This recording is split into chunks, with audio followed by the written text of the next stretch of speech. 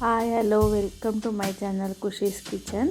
ಎಲ್ಲರೂ ಹೇಗಿದ್ದೀರಾ? ಚೆನ್ನಾಗಿದ್ದೀರಾ ಅಂದ್ಕೋತೀನಿ. ಇವತ್ತು ನಾನು ವೆಜಿಟೇಬಲ್ ಕುರ್ಮಾ ಕಡಲೆಕಾಳು ಯೂಸ್ ಮಾಡಿಕೊಂಡು ವೆಜಿಟೇಬಲ್ ಕುರ್ಮಾ ಹೇಗೆ ಮಾಡೋದು ಅಂತ ಹೇಳ್ಕೊಡ್ತಿದ್ದೀನಿ. ಬನ್ನಿ ಹೇಗೆ ಮಾಡೋದು ಅಂತ ನೋಡೋಣ. ಅದಕ್ಕೆ ನಾನು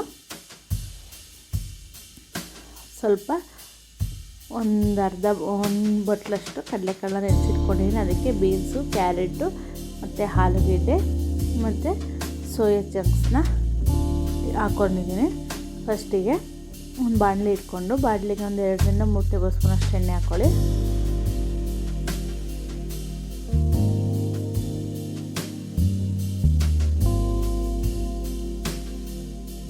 ನೆಕ್ಸ್ಟು ಈಗ ಎಣ್ಣೆ ಕಾದ ನಂತರ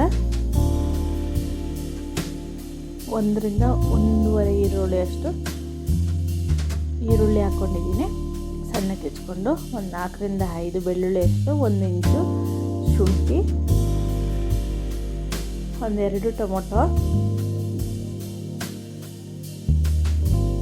ಒಂದು ಅರ್ಧ ಹಿಡಿ ಕಾಯಿ.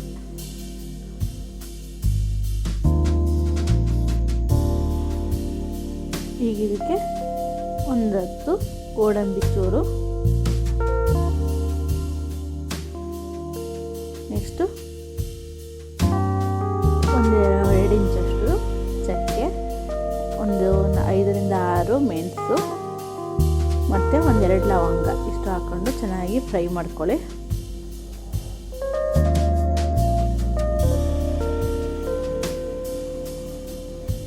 ಈಗ ಇದಕ್ಕೆ ಸ್ವಲ್ಪ ಅರಿಶಿಣ ಹಾಕೊಳ್ಳೋಣ.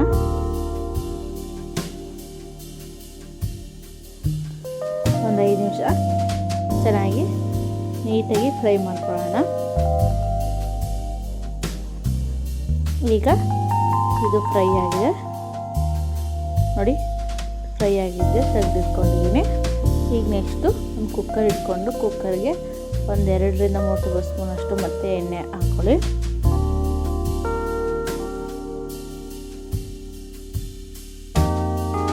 ಈಗ ಎಣ್ಣೆ ಕಾದ ನಂತರ 1 ಟೇಬಲ್ ಸ್ಪೂನಷ್ಟು ಸಾಸಿವೆ, 1 ಟೇಬಲ್ ಸ್ಪೂನಷ್ಟು ಜೀರಿಗೆ, 1 ಈರುಳ್ಳಿ ಸಣ್ಣಕ್ಕೆ ಹೆಚ್ಚಿಟ್ಕೊಂಡಿರೋದು, ನೆಕ್ಸ್ಟು 1 ಟೊಮೊಟೊ ಹಾಕಿ ನೀಟಾಗಿ ಫ್ರೈ ಮಾಡಿ.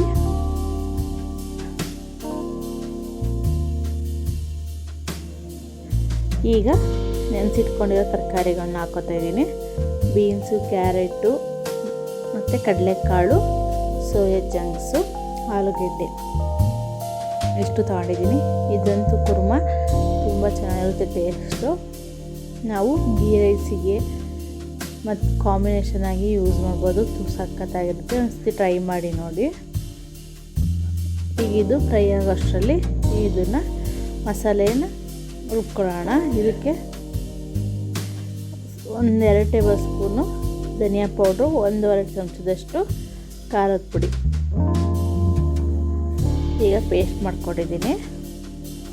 ಈಗ ಈ ಕಡೆನೂ ತರಕಾರಿ ಒಗ್ಗರಣೆ ಚೆನ್ನಾಗಿ ಫ್ರೈ ಆಗಿದೆ. ಈಗ ಮಸಾಲೆನ ಅದರೊಳಗಡೆ ಹಾಕಿ ಚೆನ್ನಾಗಿ ಮಿಕ್ಸ್ ಮಾಡ್ಕೊಳ್ಳೋಣ. ರೊಟ್ಟಿ, ಚಪಾತಿ, ಪೂರಿ ಯಾವುದಕ್ಕಾದರೂ ಕಾಂಬಿನೇಷನಾಗಿ ಯೂಸ್ ಮಾಡ್ಬೋದು. ಕುರ್ಮಾ ತುಂಬ ಚೆನ್ನಾಗಿ ಬರುತ್ತೆ. ಗೀ ರೈಸಿಗೆ ಸೂಪರಾಗಿರುತ್ತೆ ನೋಡಿ. ಈಗ ಕುದೀತಾ ಇದೆ. ಇದಕ್ಕೆ ಸ್ವಲ್ಪ ಗ್ಲಾಸಷ್ಟು ನೀರು ಆ್ಯಡ್ ಮಾಡಿಕೊಂಡು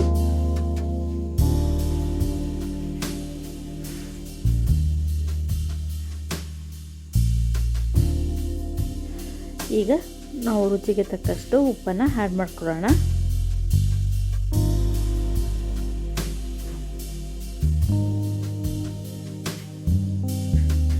ಈಗ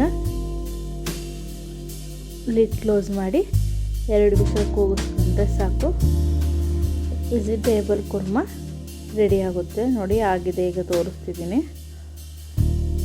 ಯಾವ ಥರ ಬಂದಿದೆ ಅಂತ. ತಿಕ್ಕಾಗೂ ಬರುತ್ತೆ.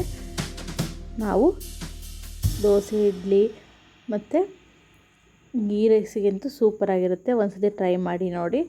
ಇನ್ನೂ ಯಾರು ನನ್ನ ಚಾನಲ್ನ ಸಬ್ಸ್ಕ್ರೈಬ್ ಮಾಡಿಲ್ಲ ಅಂದರೆ ಪ್ಲೀಸ್ ಸಬ್ಸ್ಕ್ರೈಬ್ ಮಾಡಿ, ಲೈಕ್ ಮಾಡಿ, ಶೇರ್ ಮಾಡಿ, ಕಮೆಂಟ್ ಮಾಡಿ ಹಾಗೂ ಬೆಲ್ ಐಕಾನ್ನ ಕ್ಲಿಕ್ ಮಾಡಿ. ರುಚಿಯಾದ ಕಡಲೆಕಾಳು ವೆಜ್ ಕುರ್ಮಾ ರೆಡಿಯಾಗಿದೆ. ಒಂದ್ಸತಿ ಟ್ರೈ ಮಾಡಿ ನೋಡಿ.